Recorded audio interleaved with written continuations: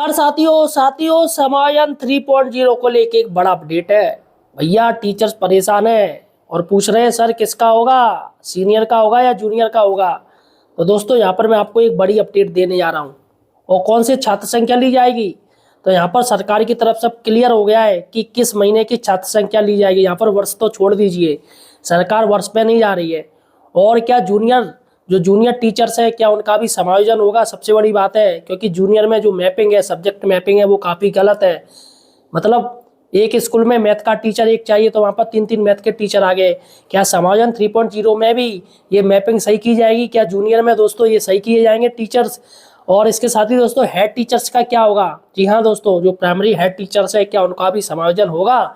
समायोजन 3.0 में उनको मौका मिलेगा? तो दोस्तों सारे आपके जो सवाल हैं उनका मैं जवाब देने जा रहा हूँ बिल्कुल सही तरीके से।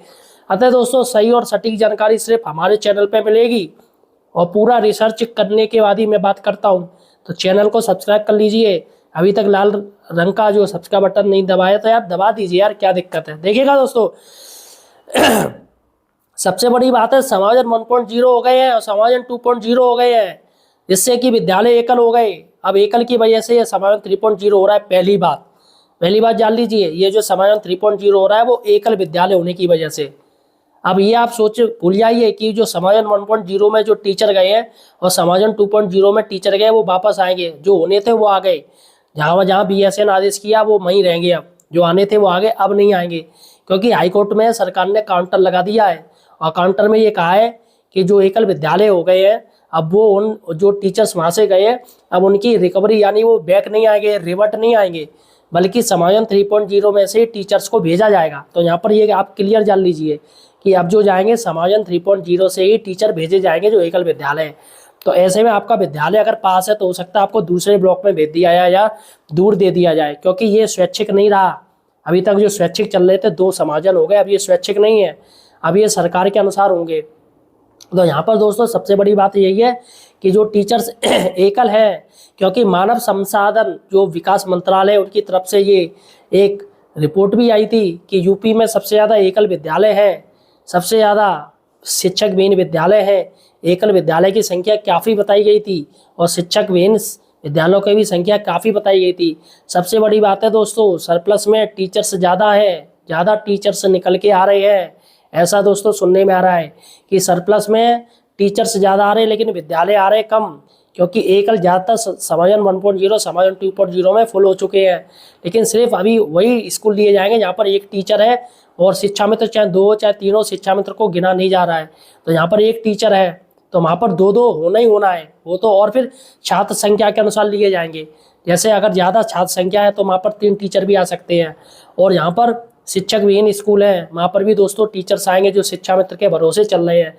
सुनने में आ रहा है यूपी में करीब 8,000 विद्यालय हैं जो शिक्षक विहीन हैं, तो यहाँ पर भेजे जाएंगे। और यहाँ पर एक बात तो बता दूँ, शिक्षक विहीन वही स्कूल हैं जो दूर ब्लॉक के हैं, सुदूर ब्लॉक के हैं, काफ़ी ज़्यादा दूर हैं। तो ऐसे में दोस्तों टीचर वैसे ही परेशान है। आप सोचिएगा जो टीचर घर के नज़दीक रह रहा है, अगर उसका स्कूल का नाम आ गया सरप्लस में तो ओबियसली दोस्तों उसका या किसी का भी हो सकता है स्कूल में, तो बेचारा इतने दूर कैसे जाएगा। तो यहाँ पर क्योंकि सबसे बड़ी बात है स्कूल कम संख्या है और टीचर्स ज़्यादा हैं, तो यहाँ पर ऑप्शन भी नहीं दिया जाएगा, सीधी सी बात आपको उठा उठा के फेंका जाएगा। अब माने के चलिएगा यहाँ पर एक ज़िले में अगर 60 टीचर सरप्लस हैं या 150 टीचर सरप्लस हैं, तो एकल विद्यालय दोस्तों 150 तो होंगे नहीं, क्योंकि एकल विद्यालय ज़्यादातर फुल हो चुके हैं। यानी हर स्कूल में 2 टीचर तो हैं ही। लेकिन यहाँ पर कितना होगा संख्या, 100 मान लीजिए, 150 में 100 एकल विद्यालय होंगे और शिक्षक विहीन भी होंगे टीचर, और वहाँ पर भेजा जाएगा जहाँ पर टीचर्स की ज़रूरत है। जैसे एकल के अलावा भी जहाँ भी टीचर्स की ज़रूरत है, जैसे वहाँ पर जैसे किसी स्कूल में 2 टीचर चाहिए और वहाँ पर सिर्फ 1 टीचर है तो वहाँ पर 2 टीचर भेज दिए जाएंगे। तो ये भी दोस्तों इसमें रहेगा। अब चलेगा दोस्तों बात करते हैं कौन सी वर्ष की यूडाई संख्या ली जाएगी। दोस्तों वीडियो पूरा देखिएगा, निकालिएगा मत। आप लोग निकालते हो बाद में प्रश्न पूछते हो सर ये क्या होगा वो क्या होगा, जबकि मैं अपने वीडियो में सारे सवालों का जवाब दे देता हूँ।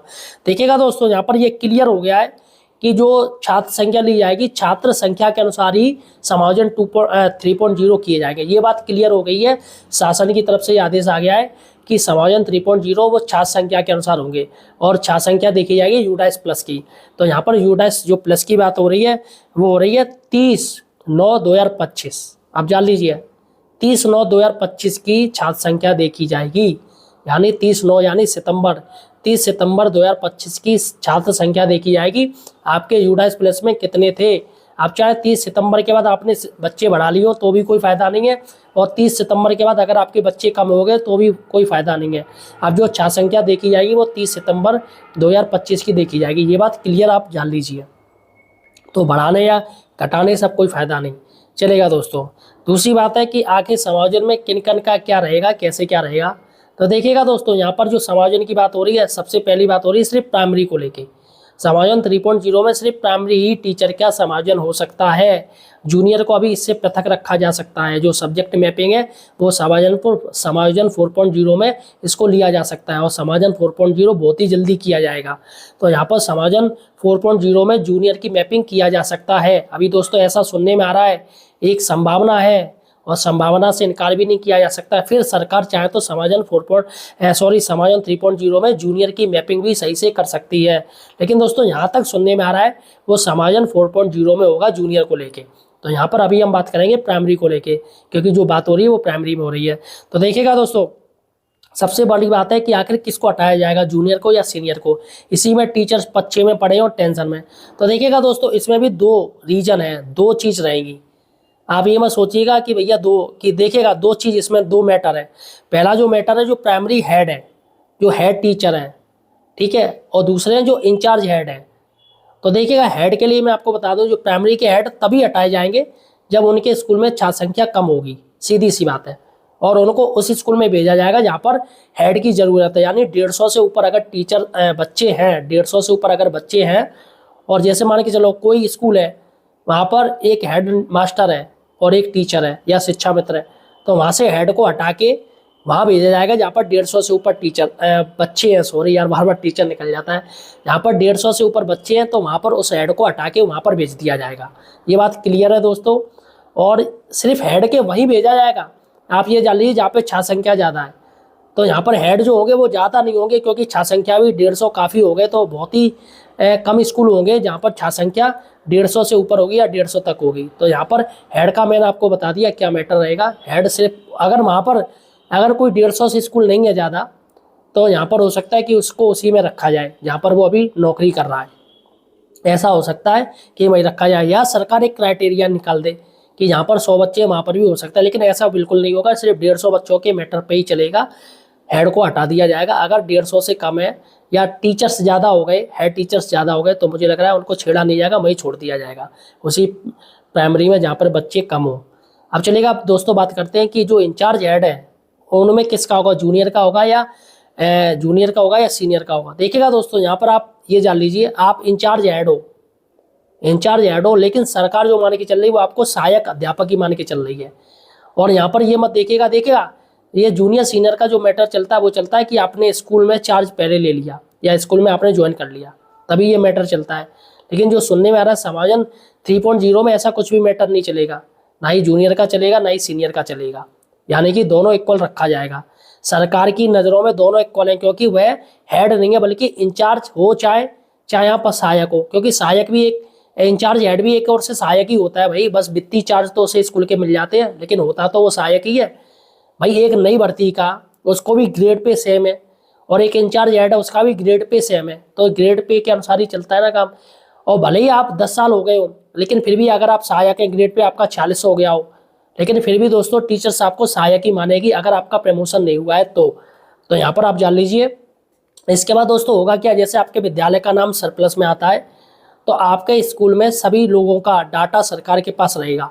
और यहाँ तक जो उम्मीद है, ऑफलाइन ये हो रहा है, तो यहाँ पर सहमति पत्र भरवाए जा सकते हैं, सभी से सहमति पत्र भरवाए जाएंगे सभी से, ऐसा सुनने में आ रहा है जिसमें आपको भरने पड़ेंगे कि आपका ट्रांसफ़र हो जाएगा, आपको कोई आपत्ति नहीं, क्योंकि सरकार चाहेगी नहीं कि वो कोर्ट का मैटर में फंसे।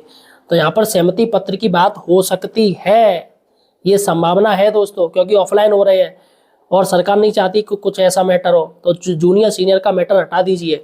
तो यहाँ पर अगर आपके यहाँ कोई भी हेड नहीं है, परमानेंट हेड टीचर नहीं है, अगर है तो उसको तो आप हटा दीजिए। बाकी का जो स्टाफ रह गया उनमें दोस्तों सहमति पत्र भरवाए जाएंगे, और हेड में उसका भी, हेड का भी भरा जाएगा। लेकिन अगर 150 से ऊपर बच्चे तो हेड की आवश्यकता नहीं है, हेड को सहमति पत्र से दूर रखा जाएगा। अगर 150 से बच्चे ऊपर हैं उसी स्कूल में, तो उसको दूर रखा जाएगा। लेकिन अगर जैसे कंपोजिट विद्यालय में, तो दोस्तों वहाँ पे प्राइमरी हेड था, वो अब सहायक ही हो गया एक ओर से, तो उसको भी बनना पड़ेगा।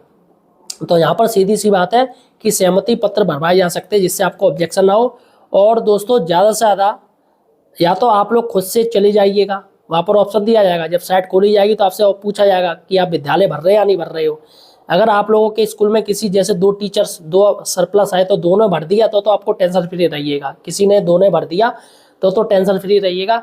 अगर किसी ने भी नहीं भरा, ये ऑफलाइन वर्क है दोस्तों, किसी ने नहीं भरा तो सीधी सी बात है आपका सारा का सारा डाटा है वो ऑनलाइन दर्ज हो जाएगा, क्योंकि सारा अभी ऑफलाइन बनेगा, आपका स्कूल भी ऑफलाइन रहेगा, आपका डाटा भी ऑफलाइन रहेगा, फीडिंग की जाएगी उसको ऑनलाइन और पोर्टल पे चढ़ा दिया जाएगा। गवर्नमेंट दोस्तों उसको रोस्टर प्रक्रिया के अनुसार स्कूल आवंटन हो जाएंगे। सीधी सी बात है, पहले रोस्टर ही चलता था, जब ये ऑनलाइन प्रक्रिया नहीं थी तब रोस्टर के अनुसार होते थे। तो यहाँ पर जो हैंडीकैप और महिला थे उनको चॉइस मिलता था, बाकी को रोस्टर से भेज देते थे, स्कूल दे देते थे, तो किसी को पास मिलता किसी को दूर मिलता। तो ऐसे में रोस्टर पद्धति अपनाई जा सकती है दोस्तों। यहाँ पर अगर आपने किसी ने भी फॉर्म नहीं भरा, उसके बाद सीधी सी बात है पाँचों को आपको रोस्टर से हटा दिया जाएगा। यानी किसी भी हो सकता है, फिर आप ये मत जानिएगा कि भैया मैं सीनियर हूँ तो मेरा हो जाएगा या वो जूनियर है तो उसका हो जाएगा, किसी का भी हो सकता है, कोई भी हट सकता है। लेकिन जहाँ तक जो उम्मीद है वो प्राइमरी यानी जूनियर या सीनियर इन्हीं में से कोई ना कोई हटेगा।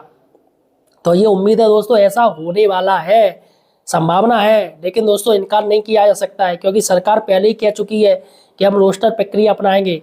तो यहाँ पर आप भर दीजिए तो सही है कि किसी ना किसी का हो ही जाएगा। और जिन्होंने नहीं भरा तो चूंकि डाटा तो उनके पास है ही पूरा 5, अगर आपके यहाँ 5 टीचर हैं तो पाँचों को किसी को भी उठा के रोस्टर से फेंका जा सकता है। चूंकि सहमति पत्र आपके रहेंगे तो इसमें आपको ऑब्जेक्शन भी नहीं होगा। तो सीधी सी बात है, सरकार सब कुछ लेके चल रही है ताकि कोर्ट में दिक्कत ना हो। फिलहाल साथियों आपका और कोई प्रश्न है मुझे कमेंट सेक्शन में बताइएगा और वीडियो को ज़्यादा से ज़्यादा शेयर कीजिएगा।